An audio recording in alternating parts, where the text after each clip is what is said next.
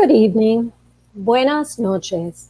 On behalf of Mitchell Kaplan and everyone at Books and Books, I'd like to welcome you to our evening with Curtis Sittenfeld to discuss and celebrate the publication of her new novel, Rodham, published by Random House. Beautiful cover, by the way. Congratulations. What would have happened if Hillary had never married Bill Clinton? Rodham allows the reader to reflect on the destiny of the Hillary Rodham Clinton we know and the Hillary Rodham we meet in these pages, but it also prompts us to consider our own destinies. Curtis Sittenfeld has visited Books and Books and Miami Book Fair many times throughout the years with her novels, including Prep, The Man of My Dreams, American Wife, Sisterland, and Eligible. Her story collection, You Think It, I'll Say It, was a Reese Witherspoon Book Club pick. She's the 2020 guest editor for the Best American Short Stories. To moderate tonight's conversation is Gia Tolentino. Gia is a staff writer at The New Yorker. She is a peerless voice of her generation, tackling the conflicts, contradictions, and sea changes that define us and our time. Trick Mirror, Reflections on Self-Delusion, is her dazzling new collection of 9 original essays. To start the program, Curtis is going to read a bit from the book, then we'll bring Gia to the stage for their conversation, and then we'll take questions from the audience. So please remember to ask them by using the Ask a Question button on the bottom of the screen. I'll take a moment to remind you that you can purchase Rodham and Trick Mirror and any other book you might want by going to the button on the screen below us, and that every purchase helps Books and Books. Now, without further ado, I'd like to bring Curtis to the stage. And just give me a second. Curtis, I wonder if you can reach, hover above your head and see if you can toggle yourself on, because you're not showing up for me. I can hear you. Yeah, do you see a little camera? I don't see a little camera. I see your face. I wonder. I seem to be able to. Okay, here, I gotcha. Okay. Gotcha. Here you go. Okay. Yay. Here I am. Okay. Okay, I'll see you guys later. Thank you, Christina. Thank you so much. Thank you, Books and Books. Thank you, Mitchell, and thank you, Gia, so much for doing this. I'm a Gia Tolentino super fan, and so this is such a thrill for me. So I'll read and then we chat. Okay. You can just I guess I was gonna say you could awkwardly listen to me read. Okay, so there's a prologue in Rodham. If you want to see the beautiful cover of Rodham again, you can also see, even when I'm not in conversation with Gia, Trick Mirror is still on the shelf behind me, and it's a book that I love. This is not the prologue, but it's.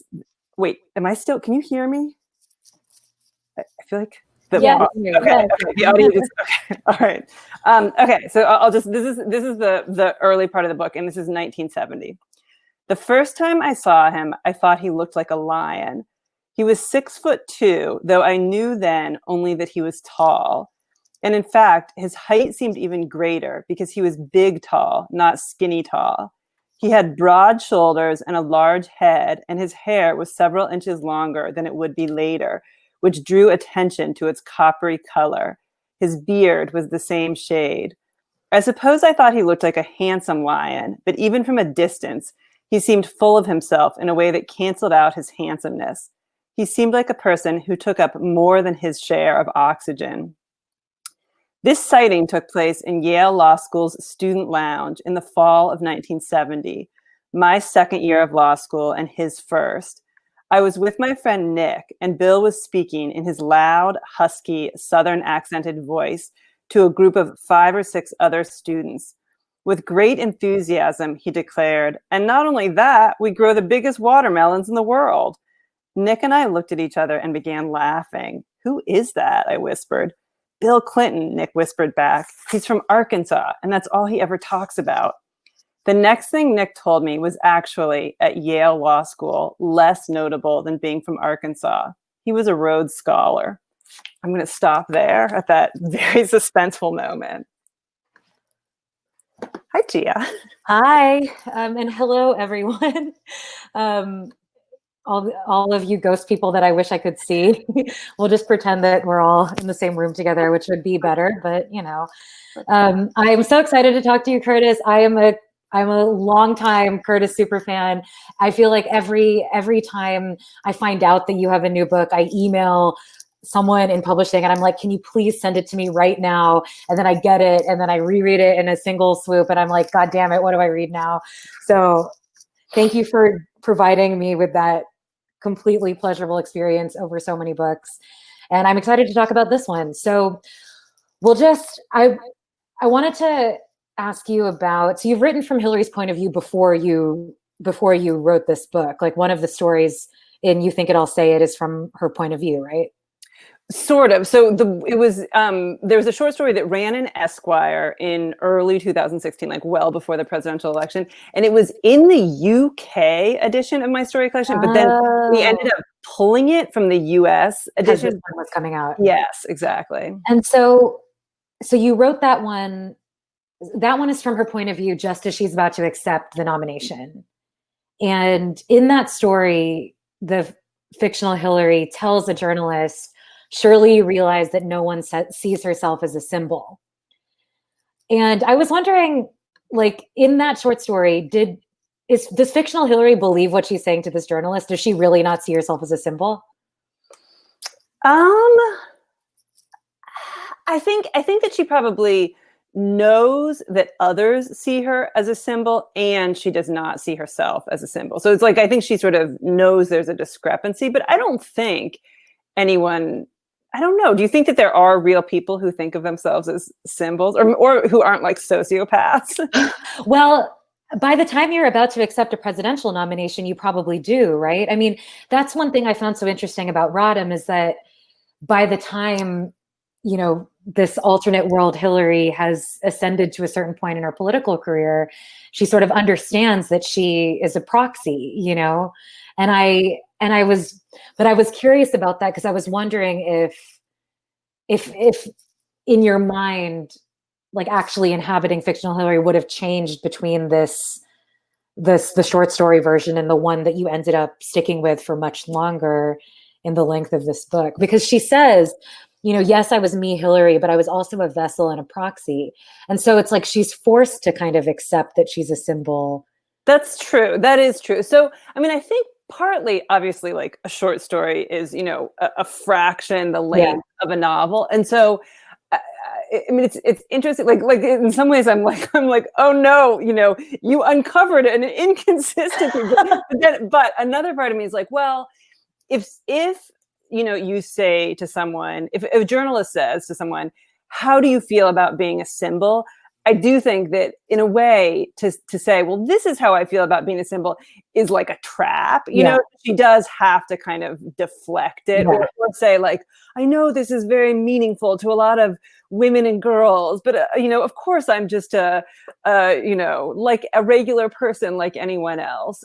So, I mean, I think it is true that certainly, I think one of the reasons, I mean, there are reasons I like short stories and there are reasons I like novels, but in a novel, you can get into like, it's like have a passing emotion. You can spend like 10 pages on it. Like, and I like to spend 10 pages on a passing emotion. So I think it is parsing all of that in a more nitty-gritty way.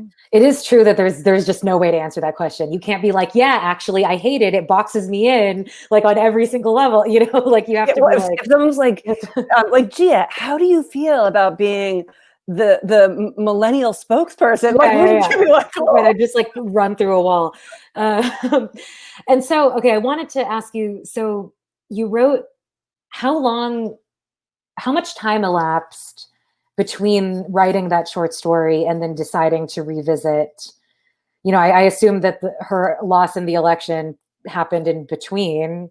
Sadly, yes. Yeah, and then how long after that did you start thinking about doing this? So it was actually an Esquire editor named Tyler Cabot reached out to me, I think in February 2016, and he literally gave me the idea for that short story. He said, "Do you want to write a story from Hillary's perspective on the eve of her accepting the presidential nomination?" And so it was kind of like I could say yes or I could say no. And I actually thought about saying no, partly because because of the way the deadline would fall, I would have to decide if I was going to do it before I had finished the story. And sometimes, especially with fiction, I like to write it and then decide if I want it to, see the light of day.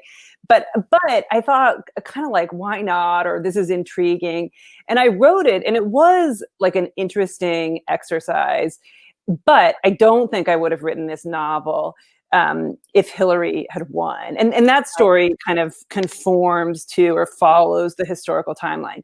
So then the election happens, sadly. And then around during and after the election, I'd realized that school children who knew Hillary was running, in many cases, literally didn't know that Bill Clinton existed. And I was sort of fascinated by that. And after the election, I wondered if the outcome would have been different if, adult voters also didn't see Bill and Hillary as so deeply connected. And so it was this sort of parallel universe aspect of things that made me think, oh, this is the novel I want to write. Like I would never have written a straightforward retelling of the 2016 election because it would have been a miserable experience. But it was like a way that, even if only in my own head or in my little office in Minnesota, I could rewrite history. Yeah. Well, I was wondering how soon after the loss though? Cause I was just thinking about the headspace I was in right after the election was very much I don't, I even trying to kind of put words to the world felt, almost impossible. And I'm wondering if this gave you sort of a tunnel through kind of immediately, or if it took a while to be I need to process this on a personal level and then I can engage with this, with a project. Yeah. So I can tell you exactly, it was mid-March 2017. So does that make it, I feel like my math is really, does that make it 4 months after the election? I think it does. And so a year after I had written the story, but 4 months. And again, if somebody had said, we want you to write an entire book about the 2016 election, or I definitely would have declined it. So it felt like something different, or almost it felt not like reliving the present or the Trump presidency, but actually escaping from it. Right. Yeah, you said in an interview that actually I started my book in March of 2017 too. So maybe it takes the brain 4 months. I'm gonna hold on to that after this pandemic. I'm like, okay, in 4 months my brain will start working again. Yeah. I have wondered that very question. Have you had trouble thinking during the pandemic? Yes, although I feel like I've been asking so little of myself. So it's hard. It's hard to assess. Yeah, but I mean, it's weird. I have had a lot of trouble thinking, I'll say. I feel like I think of you as such a clear thinker, but it's hard to say. There was one assignment I had, but it was for a short story, and essentially it could have been any topic I wanted. And in some ways, I'm enough of a sort of, if I actually, as I say this, I'm thinking about what a hypocrite I am. But usually, if I accept an assignment, I will do it. So that almost overrides my anxiety and my angst and everything. And so I did, but it does feel like with fiction, it feels do you somehow it feels very almost heavy-handed or too fast, at least for me personally, to write about this exact moment. But then it feels to not write about this exact moment feels kind of weird too. And where does that lead? And if I write a story that I know is set in 2013, do I need to make it abundantly clear that it's set in 2013? Right. And it's not that I'm dodging the pandemic, it's that it hadn't happened yet. Yeah. My friends who are fiction writers, I feel like everyone's does 2020 happen in, in whatever I'm working on, or does it not?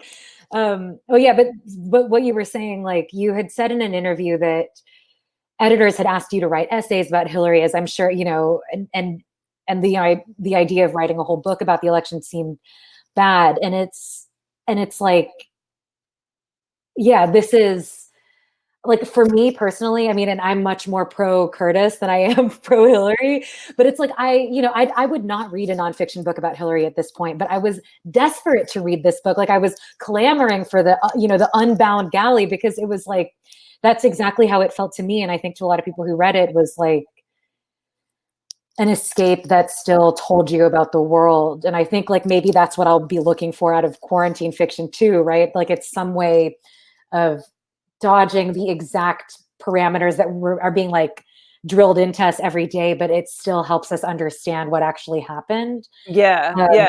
Which I think that the right fiction can do that in a way that, like, it's like, in part because it's not so literal. But in all honesty, I do think there are probably people who won't read this book sort of for the same reason. Like it's funny. Sick of Hillary. Yeah. Well, or they like they think they're sick of Hillary. Yeah, exactly. But it's funny too, because I've gotten really kind of like almost like opposite reactions from people, where someone on Twitter recently said, you saved me 6 months of therapy. And then meanwhile, a friend of mine the other day said, I just found Rodham devastating. And I was like, in a good way? She's like, no, not in a good way. Like it's a weird, like, I think actually for a lot of people, it is cathartic, or it is sort of, a balm. And then, but I do think it churns up some emotions. I mean, assuming you're a Democrat, and if you're not a Democrat, I mean, what hope is there for you? I actually, there is something about the fact that it's like, even in this alternate timeline, when this specific type of baggage is not, she's not laden with this very specific type of baggage, she still has it, right? It's like it still ends up with, crowds chanting, lock her up, right? It's like there's something. I was really fucked up by the part where she's older at this point. I guess she's in her 60s, and she's thinking like, have I kissed a man on the mouth for the last time in my life? And I was like, oh, like, wait, why? Yeah. Wait, what? In a good way? No. Yeah. But I mean, it was really sad. And again, like, I think I'm one of those like sick of Hillary people for sure. And I mean, now you tell me.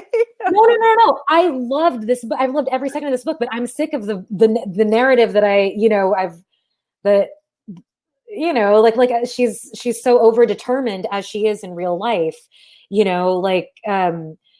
that was the moment that encapsulated what this book does, which is like, it completely recovers the actual personhood and alternate possibilities that are contained in personhood. Yeah, that moment like really stuck with me. Wait, say, spoiler alert: she hasn't. She hasn't. It's really good. You told NPR that your admiration for Hillary grew as you were researching and writing, right? And I wanted to ask you about that, like what you picked up from, just the depth, because there's been so much reporting on her. She's written many memoirs. And yeah, like just talk to me about the research part and how deep you must have gotten, and what it was about her selfhood that you felt had been concealed by the public narrative. Well, it is interesting hearing you say, I'm sort of sick of Hillary, because I feel like the Hillary fatigue that people have, to me, is actually separate from Hillary the person. It's almost like being sick of the supposed controversy around her, or the rumors, and a lot of which I do feel like have a sort of fleeting relationship to reality. But so more like, also for me, it's actually, I should say, it's more just like being sick of the world as it was, you know what I mean? Being sick of the reality that we're stuck in. Or I mean, I remember thinking, ironically, like there's a time in my life, probably in my teens or 20s, where and I'm now 44, but if Hillary had been running then, and if someone had been like, I'm not going to vote for her, I would have, been very enthusiastic about having some big argument and getting into it. And the ironic part is, I think I remember thinking when I, like around the election or after the election, like if I would have to lay out an argument to someone about why it was better to vote for Hillary than Donald Trump, like I was like, I mean, it's almost like that argument feels like beneath me, or it's like, you've gotta be kidding me. No, I mean, engaging in that conversation is not, is like, it's just like, so, but I will say, okay, so I was a senior in high school when Bill Clinton was elected, and I really liked him, and I really liked her, and I remember sitting in my boarding school dorm, I think like by myself, and then I think my friend Catherine came in, like watching the inauguration, like tearing up, like a little. I hadn't been able to vote because I was 17 still, but and then while they were in the White House, I think that my admiration for both of them sort of decreased, and it just felt like there were a lot of scandals swirling around both of them. And then like I became an adult, she became a senator. And when I wrote American Wife, which is a fictional retelling of Laura Bush's life, I read the Hillary book, Living History, one of her autobiographies. And when I read it, so this is by now 2007, and when I read it, I did think to myself, like I kind of revisited my own opinion and thought about my own Hillary fatigue. And I thought, like, is it sexist? Is it grounded in fact?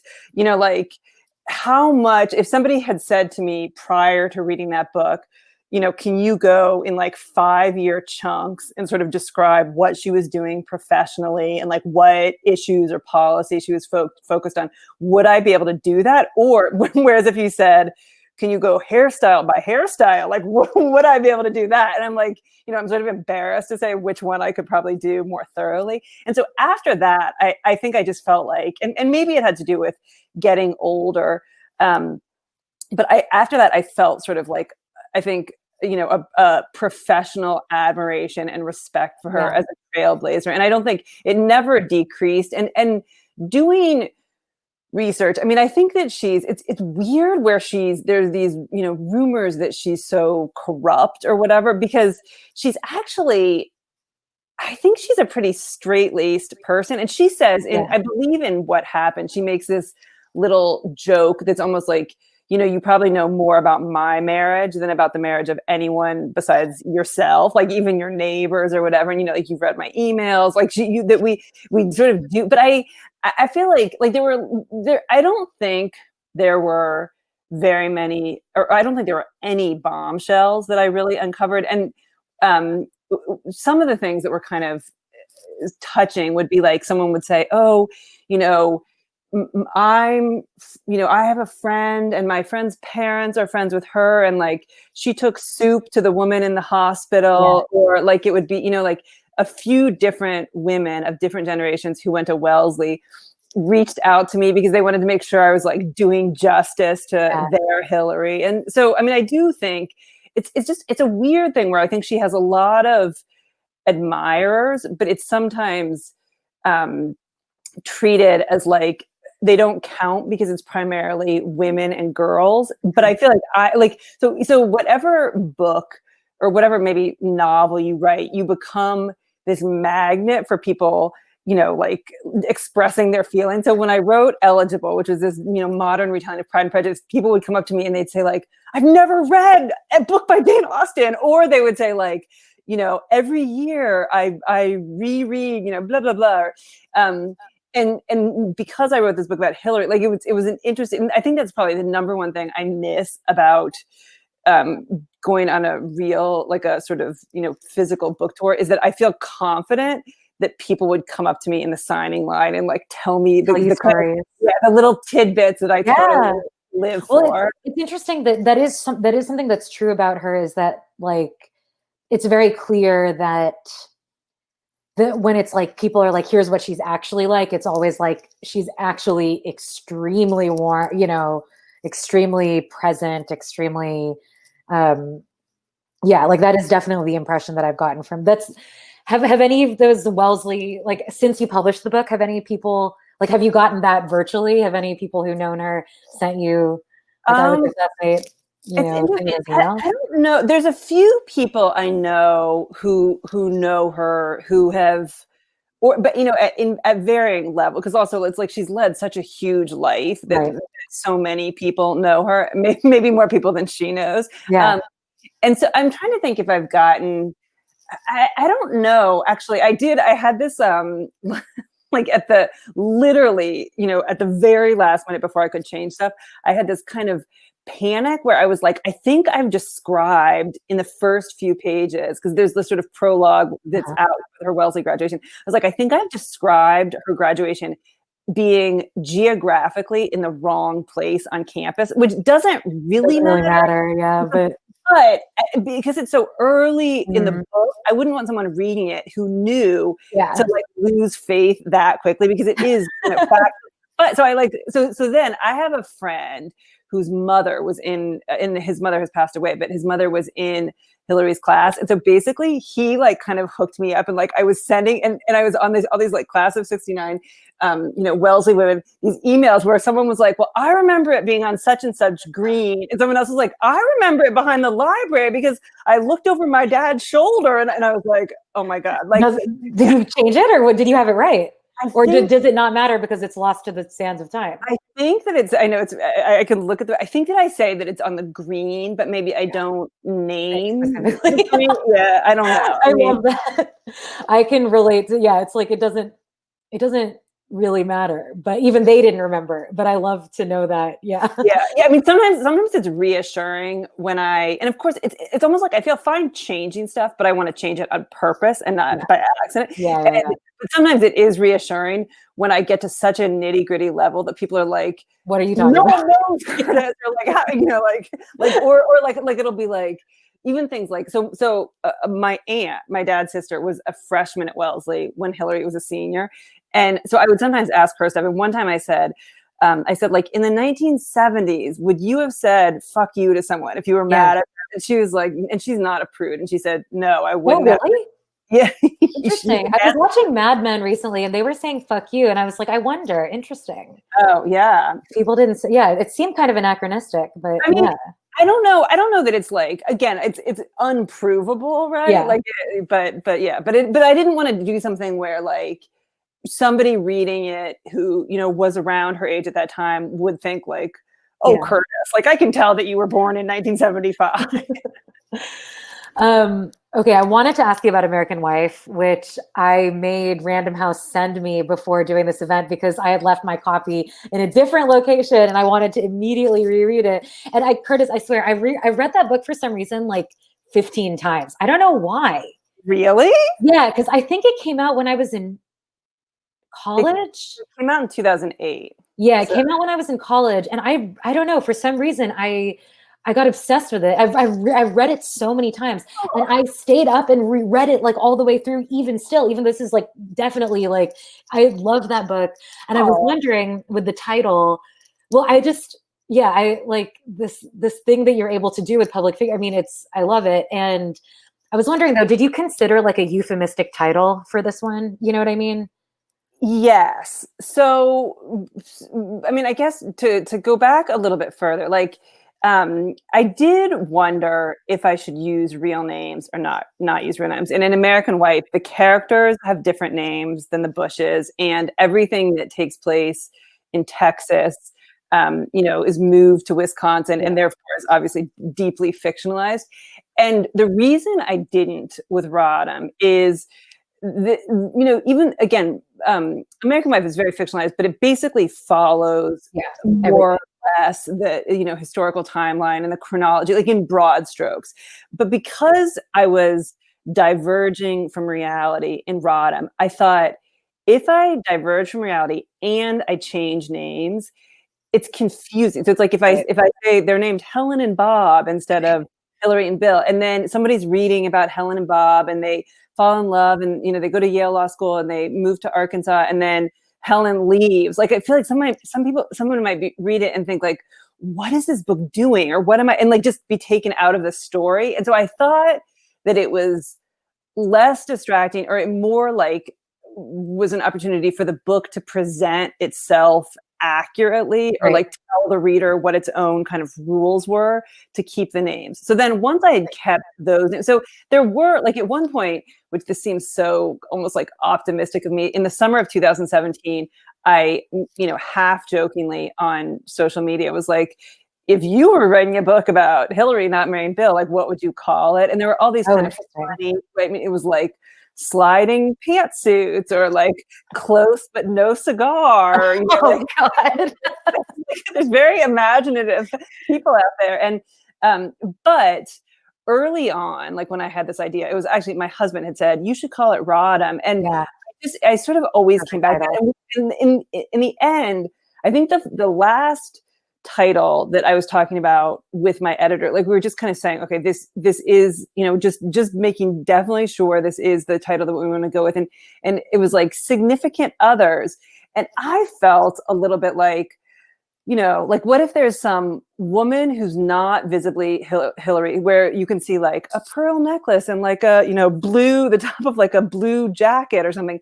And it's called Significant Others. And it felt a little bit like, it might be tricking the reader or something. Right. They'd be like, oh shit, why am I reading this Hillary book? Yeah. There is a part of me on the other side of publication, like maybe in the paperback, it'll be like Significant Others, formerly known as Rod. Yeah, you'll A/B test it. Like, maybe someone would have thought they didn't want to read a book about Hillary, but then they would have devoured it. And so no, but I mean, again, that's why, like, I just thought like, this is a weird book, and let it be its weird self, and almost like celebrate it. Don't try to conceal it. That makes sense. So it's like, you can, if the point of this book is the counterfactual, you don't want to do another like obfuscation. Like it's like you can do one, like a novel has space for one major. Yes, that's exactly how I feel. I was thinking though, so reading American Wife, it's like, the first lady type character, I wanted to ask you about why, because I developed some kind of theories about why these characters are such good protagonists for your body of work. I mean, like to begin with, as like the first lady, I mean, as with like any female public figure, but they're just this magnification of this ordinary dilemma that women are in, where you are a litmus test for what people find acceptable generally. And that's sort of like something that all female characters live through. But there's something, I was just thinking about the connections between them and some of your other protagonists. And it's like, it's interesting. So they're operating within a paradigm of sort of like middle class or upper middle class propriety that they both like, there's a, like propriety is important, and it is like genuinely important to them. But then it like provides this weird grammar that they have to live their life by. And I thought it was really interesting, and that also that being a first lady, in these two cases, the Laura, the Alice character who's Laura Bush, and in this Hillary character, it's like their whole life is tied to kind of this like essentially animal attraction, or just very instinctive attraction to a person who might be like kind of wrong for you, or is at least just a shithead, which I feel like is something that has cropped up in other, like I was thinking of that story, and You Think It, I'll Say It, where that woman like ends up having sex with her Uber driver or something. And then it turns out like he's like super pro-Trump, but she's so attracted to him. And I was just thinking, I mean, and I was like, that's part of the reason, like you've written about that kind of conflict and how it can shape you and throw off your whole sense of self, in different contexts. And like, what else is it about the first lady, predicament that is interesting to you? Well, I have to say, this is super fascinating. Like, there is something about, in a weird way, you might have more distance and perspective on like, my themes or something like. No. I'm like thinking about it as if I was writing like a little like. Yeah. Oh, please do. I'd be fascinated. So, I mean, I think there's a couple things that you're tapping into that I'm interested in, where I'm certainly interested in class. Partly because, I mean, I think it's sort of acknowledged or spoken about more and more all the time, but a lot of times it's everywhere, but it's not acknowledged. Right.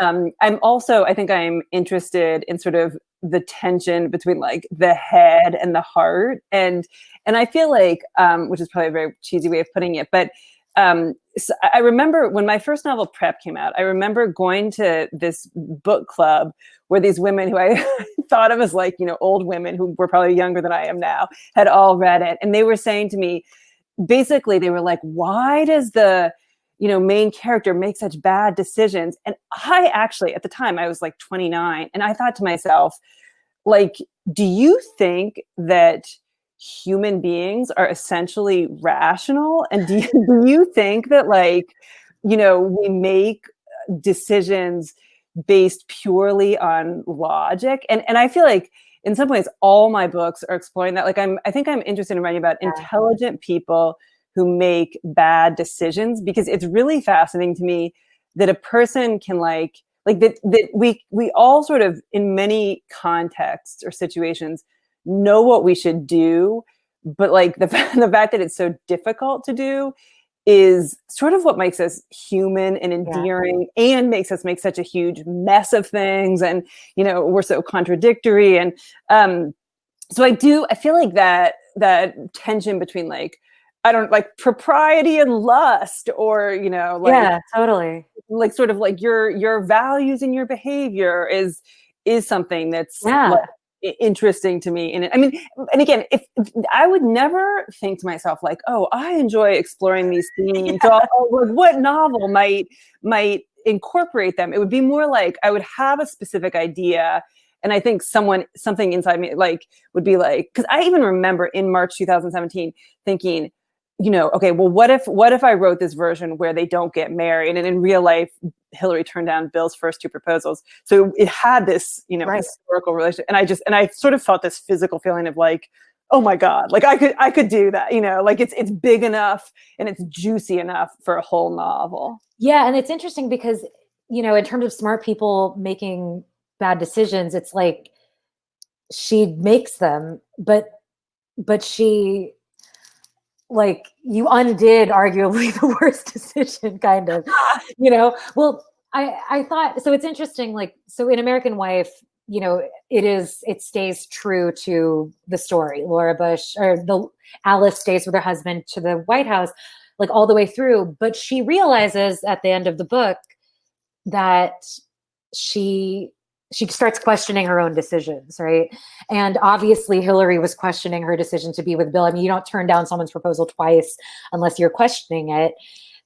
And I just thought that was fascinating. Like, she is aware, the idea that she was always aware in reality and in this fiction that this relationship is highly potentially compromising.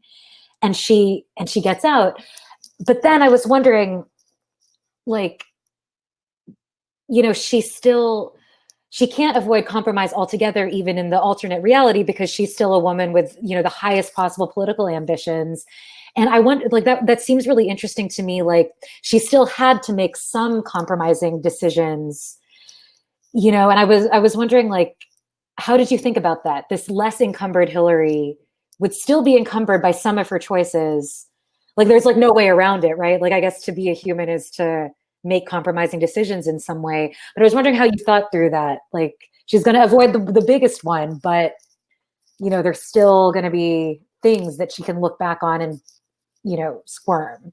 Well, I mean, I definitely feel like I didn't want to write a version of this book where she was a saint, because I feel like it would be unrealistic and like super boring. Yeah. And so I mean, I feel like if she hadn't married Bill, but still had political ambitions, she would be much more like Amy Klobuchar or Elizabeth Warren or Kamala Harris, all of whom I respect. And I think, and I don't know their biographies. I mean, I've read all of their memoirs, or, but I don't know their biographies as thoroughly as I like to believe I know Hillary's. Yeah.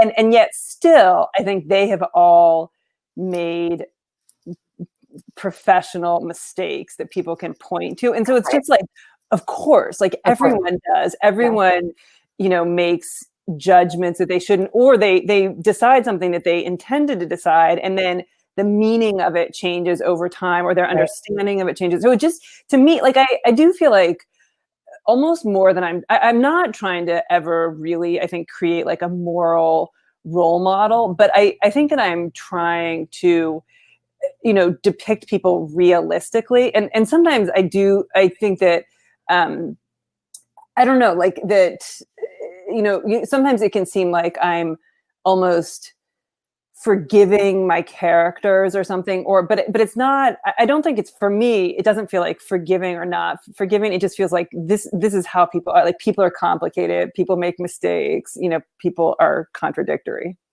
Yeah. And I think, wait, do you feel like you're forgiving, or is that something that people would assume? Like, is that something that you've, like, that people project onto? Well, sometimes people will kind of, like, they don't like the way a character like has behaved. Uh-huh. and so sometimes that'll make them feel like they therefore don't like the book, which I'm like, Right. I love reading about misbehavior. Yeah, it's also so funny. Just I'm just imagining interpreting like, oh, they behave badly, so the author must be forgiving them.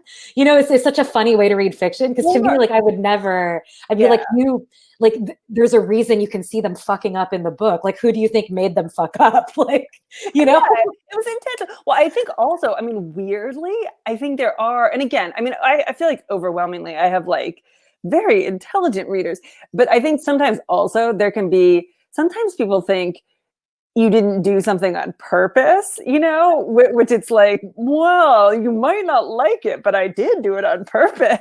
But it's all very subjective. Yeah. So, okay, just a couple more questions, and then we will take some of the audience questions. So if any of y'all have a burning question, please feel free to put it in there. So there's sort of a butterfly effect thing, obviously, in the novel, where, they're just completely different presidential administrations. That's the biggest one, right? We get Jerry Brown, we get 2 John McCains, and I imagined that was fun to do, to sort of game out.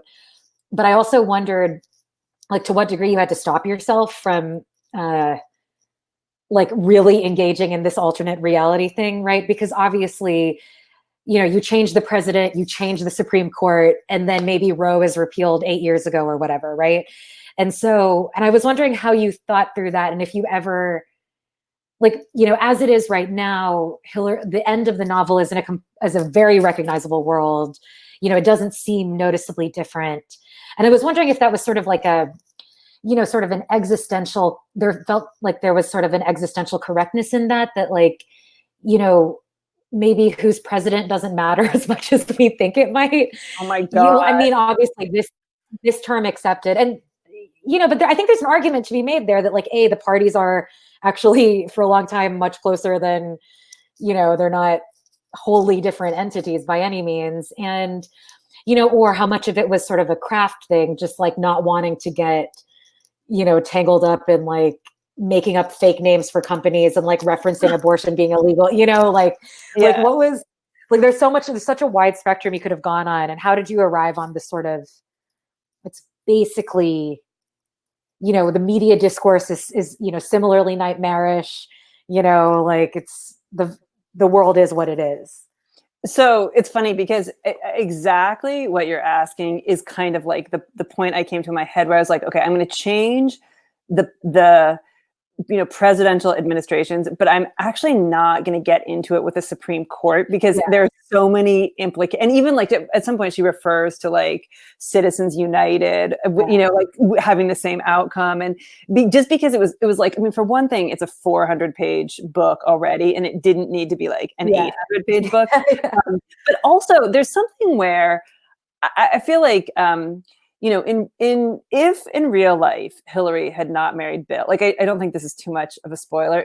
In my version, she does not marry someone else. Yeah. I actually think probably, if I were being completely literal about the question, I think she would have married someone else. So let's say, and I think she wouldn't necessarily have gone into politics, but so let's say she, married someone else, moved to suburban Milwaukee, and like had 3 children. And I like wrote about this. At some point, that's not a novel about Hillary Rodham or Hillary Clinton. And so there had to be, like it had to be kind of to deviate from reality enough to be interesting, but sort of mirror reality enough to have tension or to comment on our current world. And so I think that in a lot of ways, you're right that it is like in 2015, it pretty closely resembles our 2015, because at some point, you know, if it had been like, well, the great alien landing of 2013, like that too. I mean, both of us might read that novel, but that's not the novel that I was right. You know, like this is about gender and ambition and politics, and so it was sort of the controls need to be the controls in order for the yeah. I mean, I don't know, with your like essays and your reported pieces, do you feel, because I mean, which I love, like, do you feel like in some ways I feel like even as a fiction writer, my main guiding principle is like clarity, and like sort of smoothness, and then like I try to make it interesting, and then like it's almost weirdly, it's like thinking of really kind of like basic things for, you know, like, do you know what I mean? Like totally. do you, because I feel like the thing that someone might take away from reading one of your articles, which would be some great insight at the end or some really like vivid or colorful moment, like in a way, to me, like as a reader, I would like that would be the big part of it. But to me as a writer, that would have been like something I just kind of stuck on, and really I was like telling a chronological story. Does that make sense? Yeah, totally. I mean, right. It's like it's like you're not here to imagine an alternate history of the United States. Like you're here to imagine like, an alternate history of like one choice, like changing. Yeah. Okay, I'm going to go to these questions. Okay, top one. I'm sure you get this a lot, but I'm also curious whether Hillary has indicated that she's read the book or how she feels about the premise. And the person who wrote it says, I absolutely loved it, by the way. Thank you. So Hillary has not indicated that she loves it. I have never met Hillary. Have you ever met Hillary? So I have not ever met her, never communicated with her. I wondered if I should send it to her, and I like to overthink things. So I like went back and forth a few times, and I ultimately, like in a way, I felt like, well, if she wants to read it, she shouldn't have to pay for it. But then I also felt like it's a little cheeky because it's I think when you read it, it's very clear that I wrote exactly the novel I wanted to write and like didn't hold back. And I just kind of feel like it's not like sending someone an article that's like thought you'd be interested in it, you know, like it's so ultimately I decided not to. But if she read it and if she wanted to, I mean, a part of me wishes I could send her like a chapter or a carefully selected chapter or two, but you know what, and also I don't think people, you know, a lot of people say of course she'll read it, but I don't think that she will, because she's so, you know, used to being the focus of public attention. And you know, it's like both Kate McKinnon and Amy Poehler have played her on Saturday Night Live, and you know, they're like, you know, like nutcrackers in her image, and like it's just like she's in our pop culture. And so it's like, in the context of my life, Rodham is very big, but I think in the context of her life, it's like there's a little chatter for like a week, and then you know it passes. But you know what isn't little in her life though is the question of what if she had divorced Phil? You know, like it can't. That I don't know. I bet she's read it, and I bet she loves it. Let's let that be the last word. I mean, like if you were her, like I mean, exactly. Like I would be thinking about that fucking constantly. You know? Well, no. So this is my kind of theory on that is that, like she could have taken two paths, and she took one, and I don't have the impression that she's looked back a lot, and I actually think that's a sort of maybe useful quality to have, where you feel like I made this decision, and like I'm gonna kind of, you know, sort of live with it instead of like let novelists second guess it, and just like, and I mean, I think that they actually supposedly adore each other. I don't. Oh yeah, that's true. That is another thing. Okay, the next most upvoted question is from Stacy, and it's any update on what HBO is doing with Prep? Can't wait. So Stacy, there's good news and bad news. The bad news is Prep is not in development at HBO. But the good news is it's in development somewhere else. And there are very talented people working on it. And I even I don't know. I feel like I'm never supposed to like give detail or maybe like the fact that I feel like, 4 years ago, I was like, it's going to be on HBO. Like, it's like, I should learn from that. There are these two super talented writers. I think one of them went to boarding school and they didn't pitch it together, but then the sort of producing entity kind of matched them. And I saw the documents they had written, and it actually gave me the experience I felt like of reading Prep as if it was by another author, where there were like all these juicy high school and boarding school details. And I was riveted. Like it was, yeah. Anyway, so that's funny that's the most, or like second most upvoted question. We all want to see it. Okay, this is another question that I feel like I could guess the answer to. And I wonder what everyone listening. Do you want to answer? No, but okay. Do you ever think about what's going? This is from Sue. Do you ever think about what's going on inside Melania Trump's mind? Do you think that writing a book about her would be interesting? My question is for Sue: do you? I did, but I will just interject that. Remember that month that Melania like disappeared? Oh yeah. Like she just like disappeared. And I was like, there could be this like really good Sofia Coppola horror movie about her just like wandering the tunnels, like, but anyway, like other than as a horror movie, anyway, have you considered writing a book about Melania? I have not considered writing a book about Melania. So partly, like occasionally people essentially say to me about American Wife and now about Rodham, like they say, I mean, they're different, like the sort of maybe like polite way to say it would be like, do you feel intrusive, Curtis, doing that? And then the more aggressive way would be like, how can you sleep at night? Really? Yeah. Someone actually, one time when I had very young children, someone at a book festival stood up and was like, how can you sleep at night? And I was like, well, I don't sleep at night, but it's not because of my guilt over American Wife. So part of the reason that I can sleep at night sometimes is that I would never write a book about a person, like in a real person that I didn't essentially admire. Like I don't need to see them as being perfect, but I do admire and respect them and feel compassion and sympathy for them.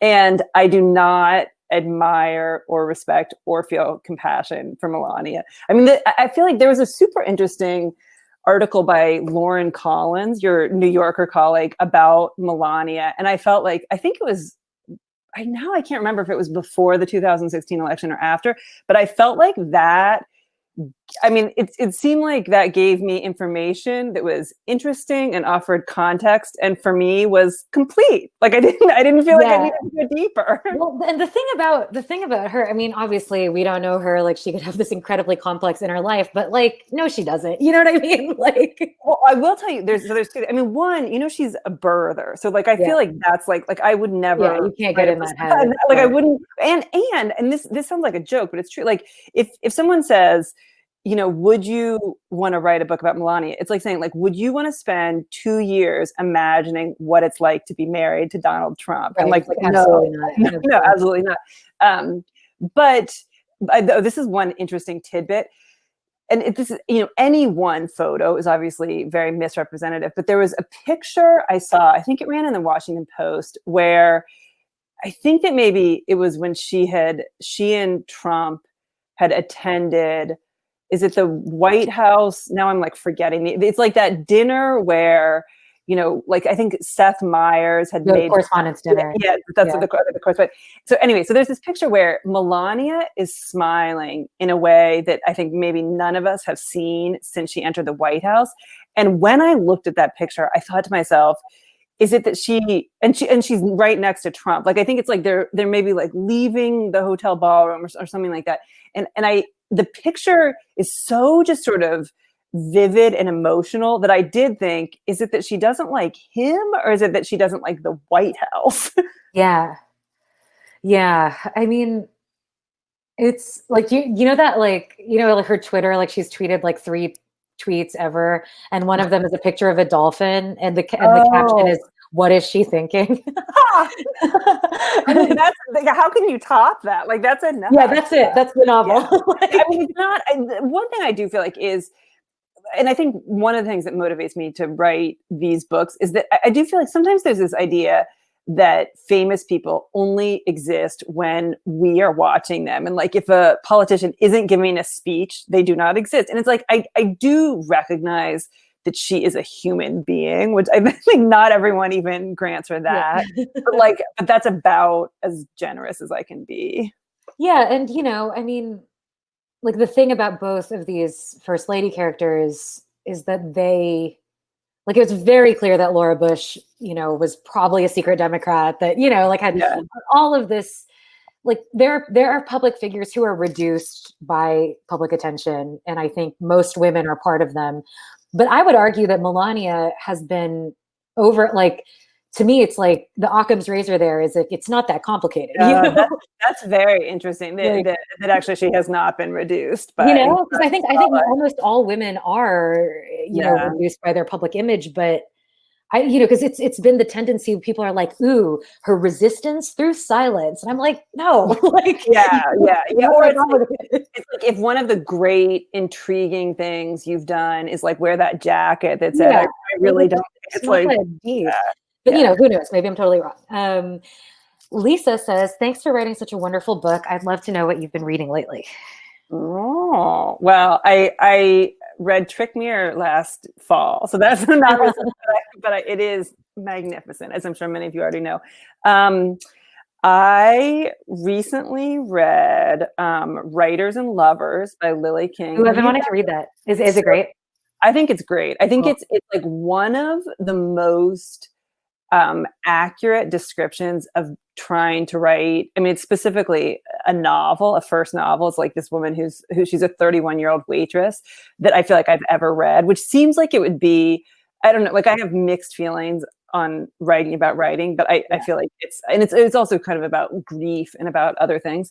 I really enjoyed that. I feel like I always like space out when I'm asked this question, but I thought, If I Had Your Face by Frances Cha. Have you read that? I haven't read that either. A bunch of young women in Seoul, Korea, and sort of, like I just read a review about it that said it was great. Yeah, it's very interesting, and it's this makes it sound boring, but I feel like it's about sort of economic pressure. It's almost, you think it's a novel about something, like it starts out seeming like it's a novel about having plastic surgery on your face, but then it's actually about like the choices that women make because there are so few, economic or like options for financial stability. So it's super interesting.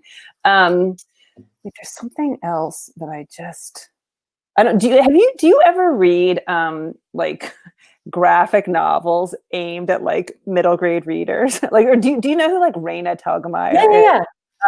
I just read, I feel like this, oh no, I'm going to forget her name again. It's a woman named Vera something. And she wrote this graphic novel. It was like one of my kids' books and I just read it, but it's called Be Prepared. And it's about this girl who I think in the 80s, maybe in the 90s she was born in Russia, moves to the US and then goes to a camp for Russian people and or like Russian children. And there's this, I don't know, and then she talks at the end of the book, she like writes a little bit about how it's both true and made up. And I feel like she explains some of the changes she made between her real camp experience and the story. And I feel like there's something very profound involving a moose that maybe I'll tell you off camera. Cool. That Auto-fictive graphic novel. Yeah, and it'll take you an hour to read or whatever. Cool. Yeah. Well, I think we've hit our time limit. Thank you guys for hanging out with us on a Friday night. I hope everyone has a good weekend and stays safe. Thank you so much, Gia. Those were such excellent questions. It was so good to see you, Curtis. Good to see you too. Thank you so much on behalf. We're all in Miami. We were so grateful to you both for being with us tonight. And actually, it's Vera Brosco. Oh, yeah. Be Prepared by Vera Brosco. Uh-huh. How do you say the B-R-O-S-C-O? B-R-O-S-G-O-L. Brosco. Brosco. Okay. Thank you. So anyway, you were wonderful. Thank you so much. Everyone get American Wife if you haven't read it too. It's so good. Remember, you can get Companion all piece. of those books just by going to our website, booksandbooks.com, and order away. And we will see you again, and stay safe. And hopefully we will do this again at Books and Books. Thank Okay? you. Good night. Bye. Bye.